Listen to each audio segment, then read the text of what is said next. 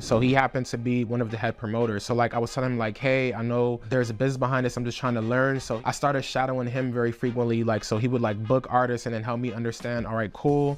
This artist costs 50K. We're gonna have 3 promoters. I'm gonna put up 30%. He's gonna put up 40. However the math adds up. And then we're gonna make the same splits back on ticket sales and whatnot. What makes money out of all these things? Like making sure that I remind myself that like, a business is not a business if there's no cash flow and if there's no at least consistent money coming in. So like the more I think of that, I'm able to like weed out things that don't need to be at the forefront of my mind, you know? Hey everybody, it's Peter Iwuh, CEO and founder of Tykoon, and you're watching BGV's Where Are You Now?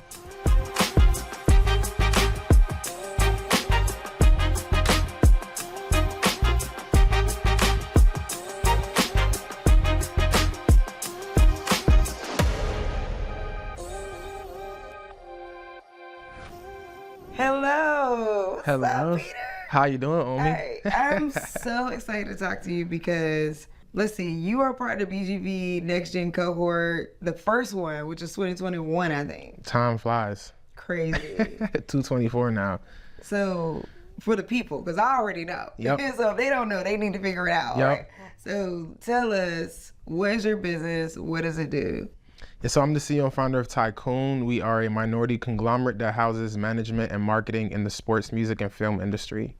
And you said all that, and I'm like, I see you everywhere. The BET Awards, TV show openings, like premieres, on the red carpet. You got them good photo credits. God is good. What's the photo team name? Getty Images. Getty, yeah, yes. you got the Getty up. Yes, Okay. you know, it's serious. Is your company taking you to all these places, or do you like have interest and you want to go to these places? Like, how does this work with the work that you do? Yeah, so it's a mix. So it varies. So it could be one of a few situations. So the more frequent situation is normally BT contracts me and a group of others as well to do what we call PR escorting. So essentially what that entails is when celebrities come to the red carpet, ideally we're taking them through the media. So like you can imagine at like prime time, if there's like 50 celebrities on the red carpet, like we have to move. And then also there might be some media platforms that we want to avoid. So like X celebrity might not have a good relationship with the Shade Room. So like before they get to Shade Room, we have to route them like around Shade Room over to the next media platform without them really noticing all that went ahead. So like there's typically that. And there's also other situations where if an artist is going to an award show, like I'll go as a +1 if I'm like supporting them as marketing or anything to that nature. So it could vary based off like maybe one of those two situations. And this is all just being an agency. I think the agency life is mysterious for people because it's kind of like, okay, so tell me again, what is the label?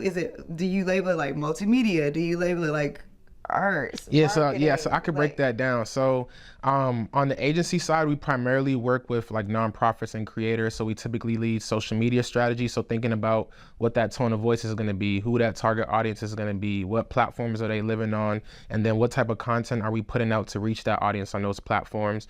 And we work with primarily on the agency side currently nonprofits. Shout out Healing Cities. They're a nonprofit based out in Baltimore that's centered around trauma healing. So that's on the agency side, and we work with them very frequently. And then we also have Tykoon Sports, where we work with student athletes and creators who are looking to build their personal brand. So thinking about the same things, strategy, how we communicate who they are outside of the field and the court to their socials to then lead to brand partnerships. So between those two things, that's kind of what day-to-day looks like. And then also there's like a lot of artists who are like have become good friends of mine where I tend to be the very honest person in the room. So like if a lot of people are saying like they like something just because they don't want to get like maybe like yelled at or just like looked at some type of way, and be like, look, I don't like this, bro. And here's why I don't like it. And here's what I think you should do. So I think being able to just provide value in just about all angles is kind of really what my motto is, like being able to provide value in just about all angles. But it's not all you. You have a team, right? Yep. About how many people does it take to get this done? So the most important person on my team is my virtual assistant. She's actually in the Philippines. Shout out Monica. She gets a lot done between like checking emails, responding to emails, reaching out to potential clients. I also have an amazing group of interns who are spread out the country. We have 15 interns, and they're spread out into different departments. So some interns are focused on like strategy for our brand as an agency. Some other interns are focused on working on our clients based off where they're interested at. So we really see like our platform not only as an opportunity to help brands and creators, but also like individuals like myself, like I like to refer to as practical geniuses, where like our GPA, Okay, refer to yourself. like I'm terrible at tests. Like we're practical geniuses in the sense to where though like practically we can show you like our genius, but like if you was to give us like a SAT, if you was to look at my SAT score, or you used to give me like an ABCD style quiz, you might think I'm not the brightest person in the room. And I think those things really limit a lot of individuals to like opportunities and like that next internship. So we really see Tykoon as a place to like welcome those individuals towards though if they get their hands on a project, or if they're allowed to take a little bit more ownership of things in the marketing world, they'll be able to showcase better work. So yeah, amazing intern teams, and my virtual assistant kind of makes up a lot of what goes on at Tykoon. All right, take me back, okay? Yep. Because I met you in 2021. When did you launch Tykoon, and why? Like, you could be doing anything in the world. Clearly, like you've interned with Disney, you've interned with what, Paramount. Like, every time I contact you or we end up like exchanging, I'm like, where in the world are you now? You have a nonprofit in Nigeria. We'll get into all of that. So take me back though. Like this is Peter about to graduate from high school. Yep. And you're choosing to go to Morgan State. Yep. So 2018, I was introduced to the entertainment industry primarily through the nightlife scene.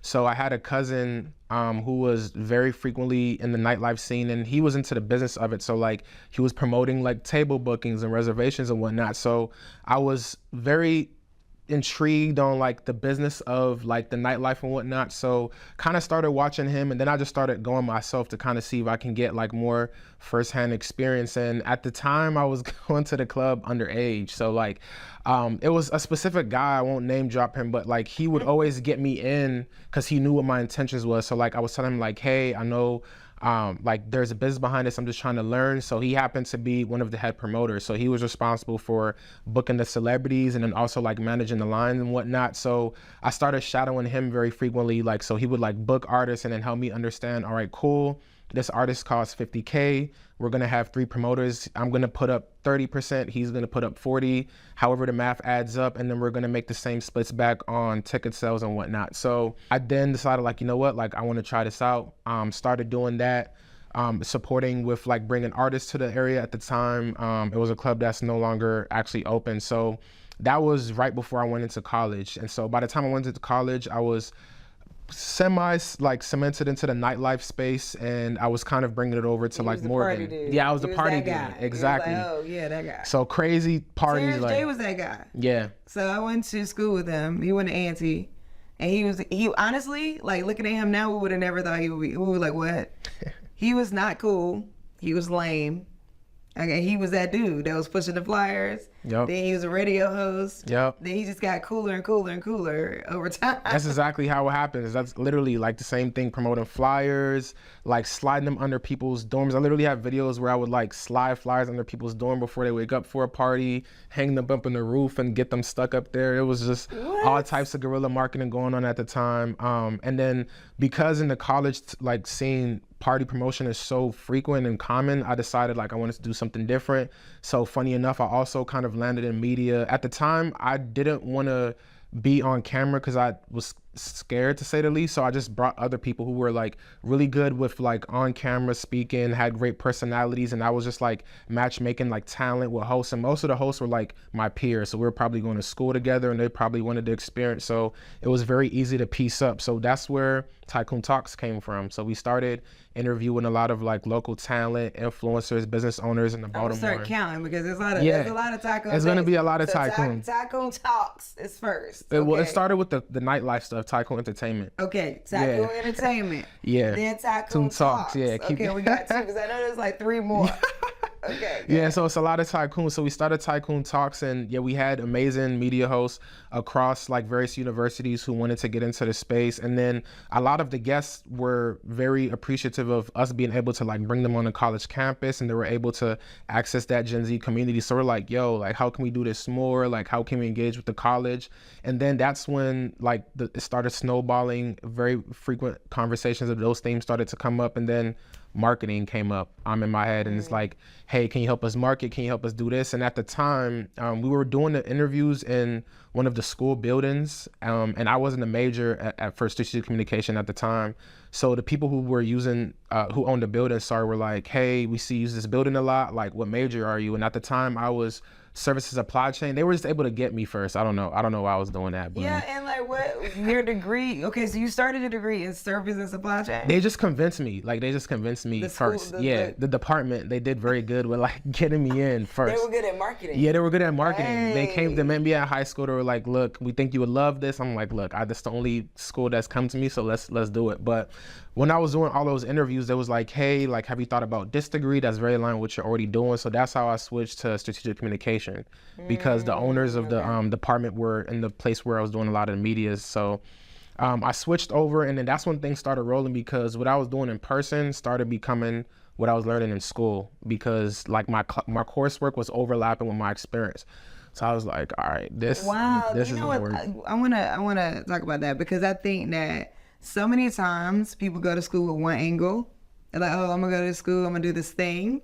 And then you get out, you're not even doing that thing. I mean, I'm a computer scientist. I'm clearly not doing that, but I do think it helps me think. Yep. So like I tell people, like I'm better than you in business, basically, because of my computer science and art.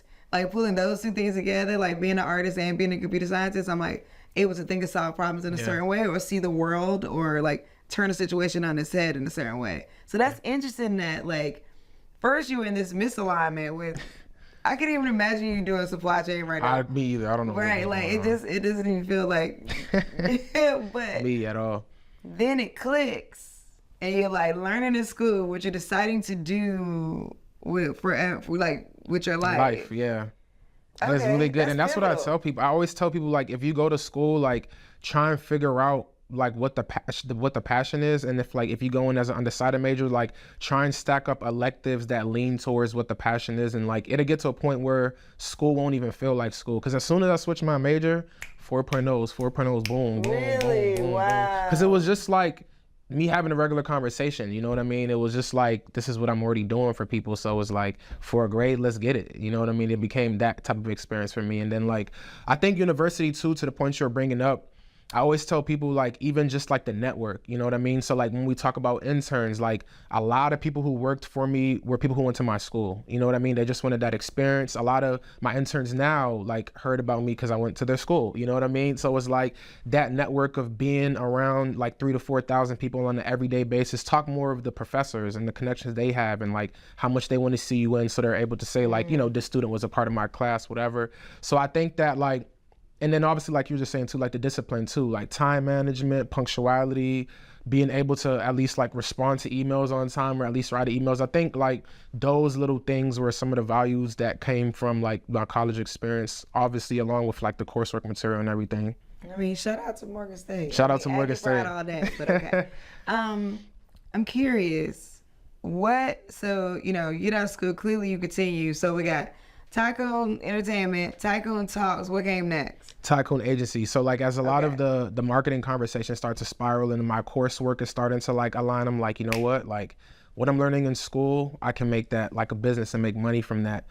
So I started Tykoon Agency, like basically like that first year of college, because a lot of this happened like when I first got there, because I was lit, like when I was on fire, like I came into Morgan with a mission to like really like take over. So first year we did the interview stuff, and we started the agency, and we started servicing. At the time it was a lot of like artists and creators, because that's who we're like interviewing and having more frequent conversations with. So I was doing a lot of artists and creator marketing with the mix of the nightlife stuff, because I was still doing that here and there wherever I could. And then that's what led me into like the corporate world. and then I went to Sony Music that was my first gig. And then the only thing I had on my resume was we worked with them before. Really? Yeah, they're amazing people. They're good folks. Yeah. Amazing people. And the only thing I had on my resume was my Tykoon stuff though. Like I didn't have no other prior like music marketing experience. I was able to leverage like everything I did like on my own to like get that first job with Sony Music at the time.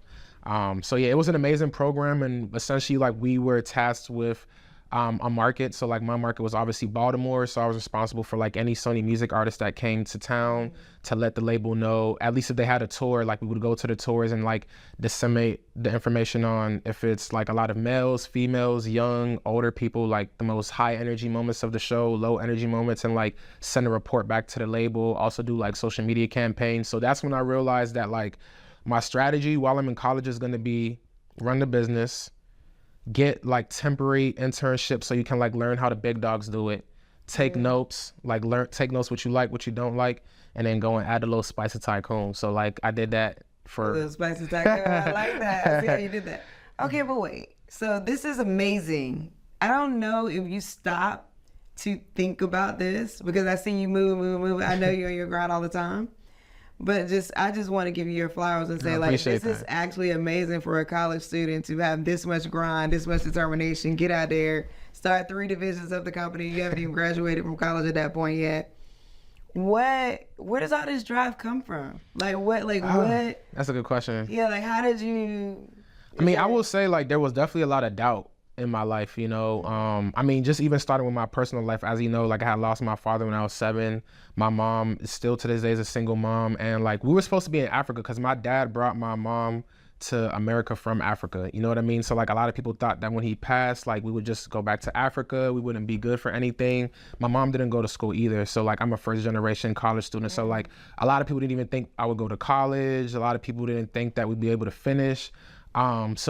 And it was in our face. A lot of people were very clear and, you know, upfront about like how they felt in terms of where they thought our family would be. And then on the flip side too, like my mom is very traditionally African. So it's like, for her, certain things don't click until it clicks in her account, right? Or it clicks and pays bills. So it's like, you know, it's motivation for me to, you know, obviously like show her that there's an opportunity for business and sustainable living in what I'm doing, and then also like my younger brothers as well. So I'm the first of 3 boys. So believe it or not, and especially for like a lot of the viewers who have younger siblings, like your siblings watch what you do. Yeah, you know what I mean? It's a lot of things that I'm sure that, and we're all close, we're all a year apart, but it's a lot of things that I'm sure that if I didn't do, like my brothers wouldn't do. Like if I didn't get a job at the bank, they wouldn't get a job at the bank. Like if I didn't go to college, they for sure wouldn't go to college. You know what I mean? So a lot of that stuff motivates me too. And to that note too, with my mom being brought over here when she met my dad, like a lot of my family is in Nigeria. Yeah, a lot of people was in Nigeria. So like my mom and my brothers and I are the only people here in America in my bloodline. So it's a lot of people in Africa that are like, you know, looking up to me to like do well and like represent our last name properly and hopefully bring them over here so they can go to school and all of that good stuff. That's so it's a lot of weight. It's a lot. It's a lot. Yeah, it's a lot. And I think that like people don't understand that about immigrants, right? Like you don't understand that like it's not, you don't just come. Yep. Right? Like you come and you gotta like always give back, always pay it forward, always be taking care of people back home. Is that why you started your nonprofit? What's the name of the nonprofit? Is it Tykoon something? Yeah, so it's just, we have a Nigerian health initiative. It used to be called Let's Think Big, but we've been terrible with the consistency of the branding. But formerly it was titled Let's Think Big, but right now we normally just, you know, center the title around like wherever we focus our initiative at. But yeah, that's really just, you know, to make sure we're giving back to the people back in Nigeria. We've recently done like eye checkups, health blood pressure checks. We also did like a soccer game where like both teams were, you know, awarded just for participation and just things to like promote positivity and unity in the community, because you know Nigeria in terms of like government officials and everything is very corrupt, and it's a lot of people are like struggling. Like a lot of my cousins like sell fruit to pay their school fees, you know what I mean, on the street. So like little stuff like that really bring light to the day and really have them, you know, have hope a bit and at least feel healthy while they're doing what they're doing too, you know what I mean, which I think is an important thing, because a lot of people don't even have the resources to like go and get proper like health care and all that type of stuff. So, you know. All right, so we got 3 divisions of the company at this point, and you're not even graduating from college. When you graduate from college, let's bring us forward. Now you have, now let's name them all. We have you started with Tykoon Entertainment. Tykoon Entertainment, Tykoon Talks, Tykoon Agency, Tykoon Sports. Yeah. So one thing that I also had in between of the were they all live at the same time? So I think like by the time we started Tycoon Talks, we had killed like entertainment. Okay, so they started like falling off. So I was being realistic, you know what I mean? I was just innovating and making adjustments. But I had also started Tycoon Sound Records in the midst of that too. So Lord. yeah. Tycoon Sun. Sound Records. Tycoon Sound. Yeah, it was a label. Slim. Yeah. I don't know how. Like, okay, so back up. What's making money? So it was the agency making. Well, yeah, it was the agency making money because a lot of artists were paying for marketing, and my strategy was because we were like, interviewing a lot of bigger artists. The smaller artists wanted to like pay for anything to say that they were affiliated with like me as well. You know what I mean? So it's like, and I was good at what I do too, though. Clearly. You know what I mean? Yeah. So like a lot of artists were paying. We used to have a lot of like labels on retainer, like nonprofits, like lawyers and whatnot. So like that was bringing in the money, and then the other stuff was just like. Right now, I would call them passion projects. Okay. Yeah, right now I would call it. Right now, especially like Tycoon Talks. But I'm glad I got the experience though. You know what I mean? I got amazing experience. Like, and you can always bring it back. Exactly. So like if you like, oh, I want to do some talks or whatever. Yeah. So okay, what do you know now? Like, what do you feel like you've learned now that you would have, that you wish you would have known when you started? Yeah, I mean. It's kind of tricky because I mean I would say to like focus on like one thing, but I'm also like a firm believer on like I really don't regret that much in life. You know what I mean? I feel like everything kind of happened for a reason, and I learned a lot and like built amazing connections throughout each phase. But I probably would have not done like one or two like of the 20 tycoons maybe if I can go back and like maybe like readjust things. So really just staying focused and like being realistic with goals and kind of, like you kind of said, like what makes money out of all these things, like making sure that I remind myself that like a business is not a business if there's no cash flow and if there's no at least consistent money coming in. So like the more I think of that, I'm able to like weed out things that don't need to be at the forefront of my mind, you know? So the question I have is the name of the show, which is, and you can answer this in any way that makes sense right now. So it doesn't necessarily need to be, it could be mentally, physically, it could be business, it could be, but however, whatever resonates with you when I ask the question. And the question is, you've gone through all these different things that you've learned, all these different developments of your company. You've tried a lot, you've interned a lot, you've moved coasts. So you're from the East Coast, moved to the West Coast. Where are you now? I'm in an amazing space, actually. I'm in a very exciting spot. I feel like I'm in a situation where I'm moving with like the mistakes I've learned in the past. Like a lot of the takeaways from my past experience, I feel like are guiding me on a day-to-day basis more of. And I feel like I've been getting like amazing like mentorship. A lot of amazing mentors, accelerating programs have been keeping me grounded and been having me think big. I think before, like I remember like even when I was in the cohort and I was like asking for investment, like I was scared to ask for like 10K, but like now like we need 250. You know what I mean? Period. Like we need 250, we need an M, and we can break down why. And I think that, again, those are things that I was able to like learn from my past experiences. So like I'm at a very, very like highly confident and excited stage, as I approach next year, kind of really going full-time CEO as opposed to like having a lot of like the side stuff. So I think really like right now I'm in a very exciting place. It's just the beginning though. It's still just the beginning for me. I feel like next year we're going to really see like a lot of the output of the input that's been going on the low. Of course, it's just, when did you graduate from college? 2 years ago. 222. Of course, it's just the beginning. Like literally, you just at the beginning, and you already done so much. Yeah. Which is wow. What are there any hard lessons, or like pitfalls, or like strong moments where you're like, dang, yeah, that was a misstep? Being able to say no to certain things. I think I've learned like in this past couple years that like not all money isn't good money. Like I recently turned down an investor for the first time. Like the old me would have been like, hey, you got 500, bring it over here. You got 1,000, bring it over here. But an investor, just because of the synergy, I felt like my feelings weren't, not my feelings, but like I wasn't aligned just energy wise with like where he was coming from and everything. So like I was able to turn it down. And I think the younger me would have been mad because it was like, yo, like X amount of dollars, like you turned down. Right. But just again, based off a lot of the learnings that we've received from like mentorships and like, individuals like yourself, things just have to make sense. You know what I mean? So really being able to decide like what situation is beneficial versus not, regardless of like how glamorous it may sound or like the dollar amount associated with it. I think has really been like a hard lesson for me because I like money. You know what I mean? So it's like turning down money was something that was hard. You know what I mean? Because I'm pretty sure it could have temporarily changed some things. But you know, it was all about the bigger picture and being able to like make that decision. I think is something that was like a hard lesson for me. Word. Yeah. Okay.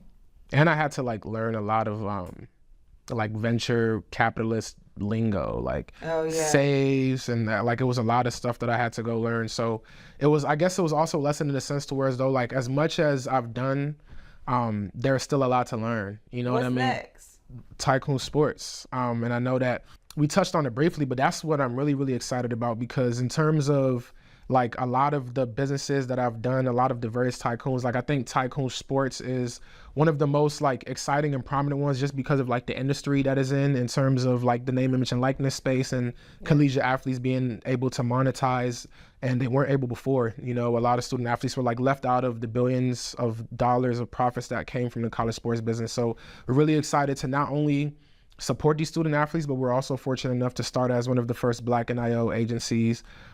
So we're really excited about like everything that's to come with that, because so many student athletes are just looking for somebody that looks like them to represent them and like be on their side. So we've really been seeing the fortunacies of like just being available and being able to relate to a lot of these student athletes. And I've been building amazing relationships with countless amount of parents, aunties, uncles who want their kids to do good. So I think that like that space is something that I see being very lucrative, especially because college sports isn't going anywhere. So we might have to like pivot here and there, like which we are, you know, looking to launch an application in the sports world for student athletes to be able to manage like their personal brand partnerships and merchandise all in one platform. So like that will launch me into the tech space, which I haven't really dabbled into in the past. And yeah, there's going to be a lot of like learning and growing in that realm. So that's something I'm really, really excited about. So Tykoon Sports, hopefully, fingers crossed, and Tykoon Agencies should be the only two. Okay, that's it. Yeah, that's it. That's the last tip. Tykoon Sports and Agency, yep. You know what? You have a really, really polished way of talking about everything that you do. I think that's dope. It's been a long time coming. Right, yeah. It's a development, but I think it's super dope and like a confidence that I see you growing like since meeting you, and now it's like you played a huge role in it. You played a huge role. I literally haven't pitched before BGV. Yeah, I haven't pitched anything. I didn't know what a pitch deck was. I didn't know what a bell team was. I didn't know what none of the stuff that we learned was. You know what I mean? I mean, honestly, the stages have gotten smaller. Not to say like they're not serious, but like that was the biggest stage that I've pitched on till tomorrow. You know what I mean? So I think that like that's what I mean. Like it's prepped. So it's like I go from pitching on the stage and they're like, oh, we're gonna do a pitch on a Zoom. Oh, that's easy. You know what I'm saying? We go from doing push-ups before going on the stage. Remember we did push-ups before we pitched to get our blood flowing? Remember how we did the practices where we made all the noise? I did that. I use that now. Like even with my latest pitch that I actually recently won, I told my friends to do that. I said, look, I'm about to pitch and I want y'all to just make noise. Like one of my mentors did that and it was really helpful for us. So it was like all of those things helped and I still use it. You know what I mean? Like I still make sure I think about like my bell team and a lot of the notes that I took during the cohort. So, you know, definitely shout out to you and Black Girls Ventures for the amazing things that will be continuing to do. But, you know, done for Tykoon because it's really played a huge, huge role in like what you see today. So. Word. All right, last question. Yeah. Who is Peter? Because I think I'm curious to hear from you. Yeah.